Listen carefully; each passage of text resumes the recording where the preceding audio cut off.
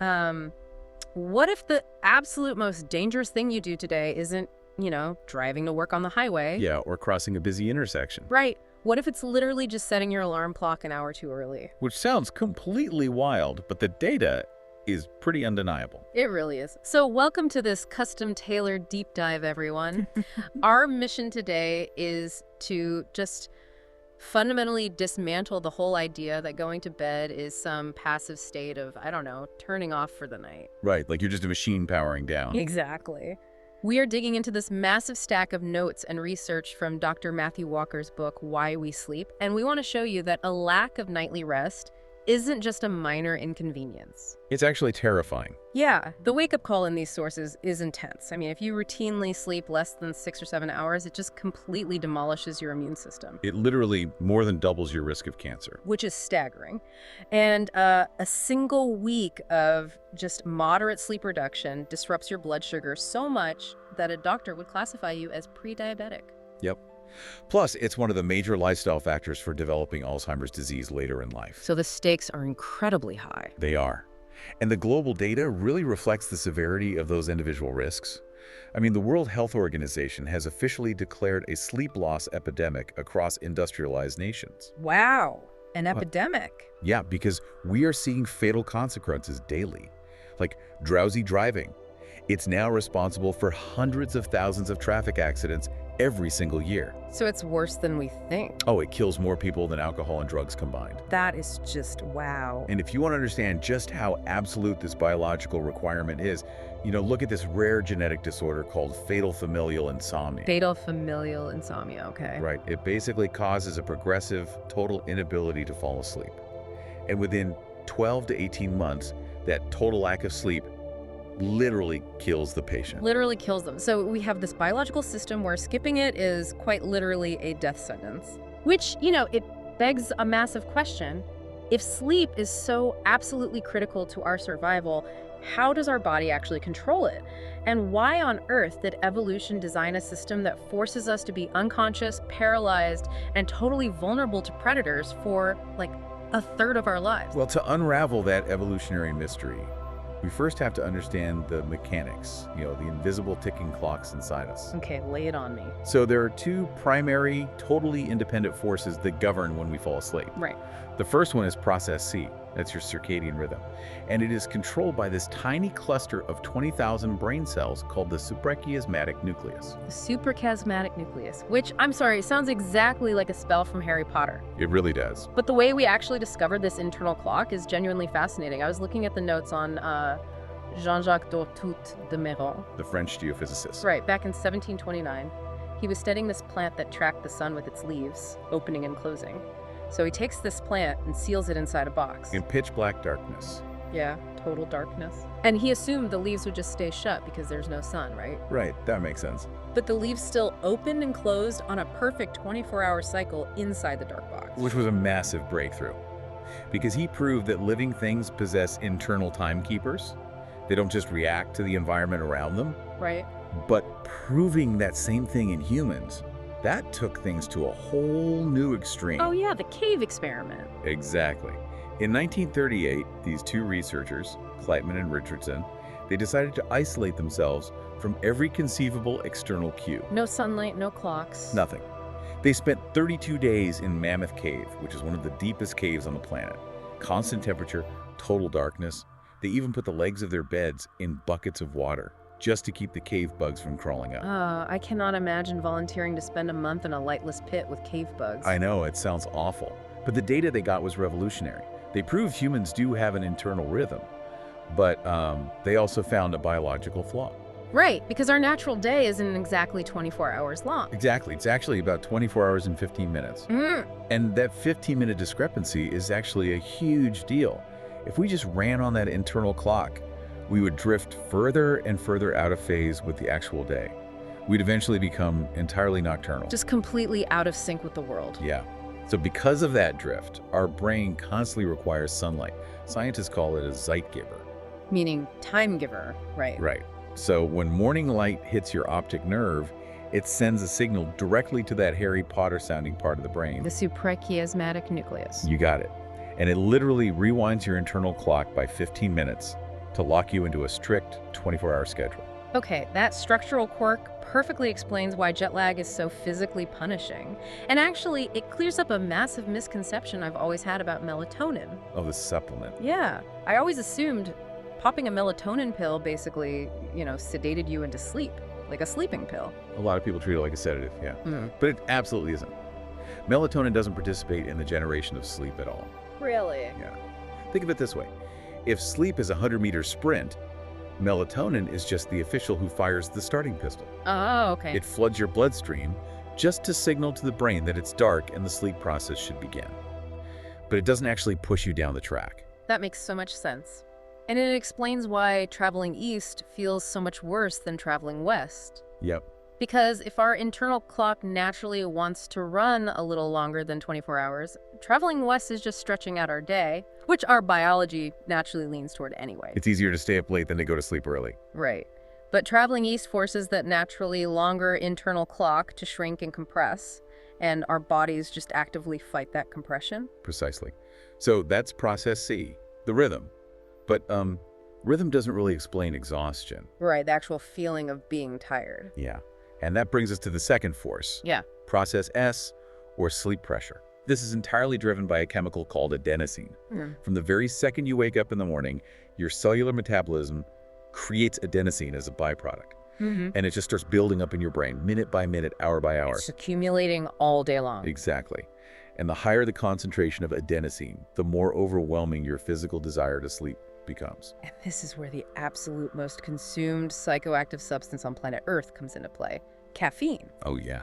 Because caffeine doesn't actually give you energy, it just hijacks this exact chemical system. It does. It works by latching onto the adenosine receptors in your brain and effectively boarding them up. It's like a masking agent. Yes, exactly. It doesn't clear the adenosine away at all. It just chemically blinds your brain to the buildup. Which reminds me, NASA ran this truly bizarre but illuminating study on this in the 1980s. Oh, the spider study. Yeah. They exposed spiders to different drugs just to see the effect on their web building. So, spiders given marijuana or LSD built somewhat odd, lazy-looking webs. Which is funny to picture. But the spiders, given caffeine, they built horribly deformed, chaotic, utterly useless webs. Wow. The cognitive and spatial disruption was just off the charts because their brains were chemically awake but functionally exhausted. Okay, here's an analogy to really visualize what caffeine is actually doing to you. Let's say caffeine has a half-life of, 5 to 7 hours? Yeah, roughly. So if you have a cup of coffee after dinner at 7:30 p.m., by 1:30 in the morning, your liver is only halfway done clearing that caffeine out. It's still in your system. Right. So drinking that coffee is like putting in high-grade earplugs to ignore a blaring fire alarm. The alarm, which is your adenosine, is still ringing. It's still accumulating. You just literally can't hear it. Right, you're numb to it. But when your liver finally processes that caffeine and the earplugs come out, you get hit with this massive caffeine crash. Because hours of built-up sleep pressure suddenly flood those unblocked receptors all at the same time. It is quite literally a chemical ambush. A chemical ambush. I love that phrasing. So those two forces, the circadian rhythm and the adenosine pressure, they are what drag you to the threshold of sleep. But what happens once you actually cross it? Because the brain certainly doesn't just power down. No, not at all. It shifts into these highly specific, highly active gears. Right. And the very first thing that happens is the outside world gets cut off. Because the brain has this sensory gate called the thalamus. The thalamus, yeah. When you fall asleep, the thalamus basically shuts its doors. It blocks out incoming sights, sounds, physical sensations. You just stop consciously perceiving your environment. And once that gate closes, your perception of time completely distorts. Oh, I know this feeling. Right. You know the feeling of hitting the snooze button for 5 minutes, but experiencing a dream that feels like this epic hour-long narrative. Yes. It's so disorienting. Well, researchers wanted to know why that time dilation happens. So they monitored the brains of rats that were learning to navigate a maze, and then they kept monitoring those same brain cells while the rats slept. What did they find? The brain replays the spatial memories of the day. But during dream sleep, those specific neurons fire at a half or even a quarter of their normal waking speed. So the neural recounting is literally happening in slow motion. Exactly. See, if our perception of time is stretching out that dramatically, the brain can't possibly just be resting. Something hyperactive has to be going on. Absolutely. Which brings us to 1952. Nathaniel Kleitman, who we mentioned from the cave, and his graduate student Eugene Azarinsky. They were observing Kleitman's infant daughter, Esther, while she slept. And they noticed something weird. Yeah, her eyes were rapidly, aggressively darting back and forth under her closed eyelids. And that single observation completely shattered the idea of sleep as just a single, uniform state of rest. Because it led to the discovery of rapid eye movement. Right, REM sleep and non-REM, or NREM sleep. We now know these two stages basically engage in this synchronized 90-minute push-pull roller coaster all night long. But wait, the ratio of that 90-minute cycle changes drastically depending on what time of night it is, right? Yeah, it is highly imbalanced, yeah. Early in the night, your brain is dominated by deep NREM sleep. Okay. Think of NREM sleep as this really aggressive sculptor. He uses slow, long-range brainwaves to literally carve away unnecessary neural connections from the day. Oh, like clearing out the clutter. Exactly. It frees up the hippocampus and moves important memories from short-term storage into the permanent hard drive of the cortex. Saving your work. But late in the night, and especially in the early morning hours, REM sleep takes over. The dream state. Yeah. REM takes all those newly saved memories and integrates them. It collides them with your past experiences to fuel creativity and problem solving. You know, I have to admit a major personal misconception here. Because I've always looked at sleep like a simple math equation. How do you mean? Well, if I go to bed at midnight and my alarm goes off at 6 a.m. instead of 8 a.m., I assume I just lost, 25% of my rest. No big deal. But looking at these notes on how the cycle is structured, that math is completely wrong. Because REM sleep is almost entirely backloaded in those late morning hours. Right. So waking up 2 hours early means you might be amputating 60 to 90% of your dream sleep. Yes. It's like eating a massive meal, but deliberately throwing away all the protein. That's a great way to put it. That backloading makes REM incredibly vulnerable to our modern alarm clocks. And there's actually another physical vulnerability during REM. What's that? Well, during dream sleep, your brain waves look absolutely frenetic. If you looked at an EEG monitor, you would swear the person was wide awake and sprinting. Because you're dreaming. Right. And because the brain is simulating a vivid, highly active reality, it initiates a mechanism called Atonia. Atonia. It sends a signal down your spinal cord that completely paralyzes your voluntary muscles. It physically locks you into a straitjacket so you don't act out your dreams and accidentally, run headfirst into a wall. That is so wild. Seeing how brilliantly engineered this NREM and REM balance is, complete with chemical straitjackets, it really raises a fascinating biological question. Which is this dual system universal across all animals? Or is human sleep somehow totally unique? well, sleep itself is universal. It dates back over 500 million years. Even primitive worms enter sleep-like states. Wow, even worms. Yeah, but the amounts and the methods vary wildly. Like brown bats, they sleep for 19 hours a day, while elephants sleep for barely 4. 19 hours. And then you get into the mind-blowing evolutionary adaptations, like birds and dolphins engage in something called unihemispheric sleep. Meaning they sleep with literally half their brain at a time? They do. The other half stays completely awake so they can keep swimming or watch for predators. That is incredible. Oh, it gets better. Some birds in a flock will line up on a branch, right? The ones on the outer edges keep the outward-facing half of their brain awake. Like having one eye open acting as a guard. Exactly. While the ones in the middle sleep with their whole brain. Then, halfway through the night, the guards turn around and sleep the other half. Nature is just unbelievable. There's also the white-crowned sparrow, which basically defies everything we know about sleep pressure. It can magically survive total sleep deprivation for weeks during its long migrations, with 0 cognitive or physical decline. Which is literally an evolutionary superpower. Truly. But when we look at humans, we are an extreme outlier in the primate family, right? We are. We sleep way less than all other primates. We average about 8 hours, while monkeys and apes sleep 10 to 15 hours. Yet we have a wildly disproportionate amount of REM sleep. Right. We spend 20 to 25% of our night in REM, while other primates only get about 9%. And the reason for that massive surge in human dream sleep connects directly back to that paralysis mechanism we just discussed. Oh, the Atonia. Right.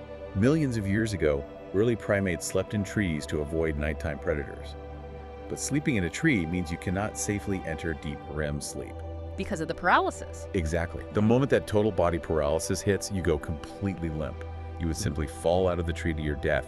So gravity was heavily restricting our access to dream sleep. Okay, wait, hold on. Let me make sure I'm getting this synthesis right, because the implication here is huge. Go for it. The note suggests that when early humans discovered fire, it allowed Homo erectus to finally come out of the trees. The fire kept the predators and the bugs away, so they could sleep safely on the ground. Yes. And because they were on the ground, the total paralysis of REM was no longer a death sentence. Are we seriously drawing a straight line from sleeping on the dirt to having the emotional intelligence to build civilizations? Because that sounds like a massive leap. I know it sounds like a leap, but the neuroscience backs it up entirely. Really? Yeah, because REM sleep is the only time the brain strips away the stress chemical noradrenaline and safely processes emotional experiences. So the sheer density of this new, concentrated REM sleep on the ground acted as a massive positive feedback loop for our brains. It allowed early humans to process nuanced facial expressions, regulate primitive emotions, and connect ideas in completely novel ways. So REM sleep literally fueled our emotional and sociocultural rise to the top of the evolutionary pyramid. It literally did. That is staggering. I mean, the invention of fire led to sleeping on the ground, which gave us the dreams that built human civilization. Oh, it's pretty profound. And if REM sleep built our species over millions of years, it actually makes perfect biological sense why REM sleep is also the primary building block of a single human being's brain during the very first stages of life. Oh, the parallels are striking. During the third trimester of pregnancy, a fetus consumes an astonishing 12 hours of REM sleep a day. 12 hours. Yeah. And during this phase, REM sleep acts like an army of telecom engineers. It physically lays down millions of neural fiber optic cables, it's a process called synaptogenesis, to construct the brain's mainframe. Wow, so it's providing the structural bandwidth for an entire human life. Exactly. And the dangers of disrupting that neural construction are severe. Like what? For instance, alcohol consumption during pregnancy acts as a very powerful suppressor of this vital fetal REM sleep. Oh. It drastically reduces the healthy, chaotic brainwave activity required to wire the cortex. Researchers are also studying a strong correlation with autism. Autistic children show a 30 to 50% deficit in REM sleep. Really? Yes, which strongly hints at just how critical this specific sleep stage is for proper neural wiring and social-emotional development. Which naturally leads us to how adult brains, once they are fully built, are supposed to be maintained. Because it seems like modern society has basically declared war on our natural biological rhythms. Oh, without a doubt. Biologically speaking, humans are naturally biphasic sleepers. Biphasic, meaning two phases. Right. Our genetics are designed for a long block of continuous sleep at night, followed by a shorter mid-afternoon nap. Okay, the famous postprandial alertness dip. Yep, that's the one. Everyone hits that 2:00 p.m. wall at the office, and you blame it on a carb-loaded lunch, and you just feel like you're being lazy. But it has nothing to do with laziness or a heavy lunch. It doesn't. No, it is a genetically pre-programmed drop in core temperature and alertness. And when we fight it, we actually do severe damage to our cardiovascular system. Seriously? Yeah. There was this highly revealing study conducted by Harvard researchers on 23,000 Greek adults. Okay. Historically, the traditional biphasic, siesta lifestyle was prevalent in Greece. But as global societal and economic pressures forced them to abandon their afternoon naps, the researchers tracked the fallout. What happened? Over a 6-year period, those who abandoned the biphasic rhythm suffered a 37% increased risk of death from heart disease. 37%. And for working men, it was over a 60% increase in mortality risk. Wait, what is the actual mechanism there? Like, why does skipping a nap cause a heart attack? Because your body is genetically expecting a rest period to lower blood pressure. When you forcibly push through that afternoon slump, you spike your cortisol levels and you just ramp up your sympathetic nervous system. So you're stressing yourself out. Exactly. It puts chronic daily strain on the cardiovascular system. We've structured a society that prides itself on constant alertness, basically treating sleep as a financial inconvenience rather than a biological imperative. This is just so backwards. Okay, let's pull all these threads together for everyone listening. Let's do it. We started with the invisible chemical debt of adenosine building up in your brain all day, and how caffeine creates this dangerous illusion of energy by basically unplugging the fire alarm. Okay. Then we moved into the beautiful 90-minute synchronized dance of the sleeping brain, where NREM slow waves physically move memories to the cortex, and then REM sleep weaves them into creative insights. The Sculptor and the Integrator. Exactly. We traced our evolutionary shift from avoiding gravity in the trees to dreaming safely on the ground, which unlocked our emotional intelligence. And we looked at how those exact same dreams wire a baby's brain. And how fighting our natural biphasic rhythm physically breaks our hearts. Yeah. So the overarching theme here is we just need to have respect for the biology. Respect for the biology, absolutely. Which leads to our final call to action for you, the listener. Prioritizing your sleep is not a luxury. It is not a sign of weakness or laziness. It is the ultimate non-negotiable biological upgrade for both your mind and your body. Completely. And, to leave you with a completely different way of looking at your night, I want to share this mind-bending paradigm shift drawn directly from the end of the source material. Ooh, I love a paradigm shift. We spend all our time asking why we need to sleep to fix the cellular damage of being awake, right? Right. But considering that even the earliest, most primitive single-celled organisms on Earth had sleep-like states, perhaps we have the equation entirely backwards. What do you mean? What if sleep was actually the very first state of life? I want you to mull this over tonight.